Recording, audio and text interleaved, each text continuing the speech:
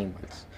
The dog is a domestic animal more common. It have different days, some with a lot of hair and others with little hair because all the dogs are very funny, unique and beautiful.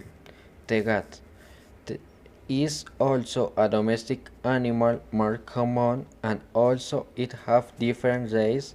It is skilled although are very lazy and they sleep a lot. Also, they are beautiful. The bear is a dangerous animal. Also, it have different days. The grizzly live in the forest. They are big, burly, and fast. The polar bear live in the North Pole. The eagle is a most dangerous flying animal. They are very fast. Also, they are big and burly.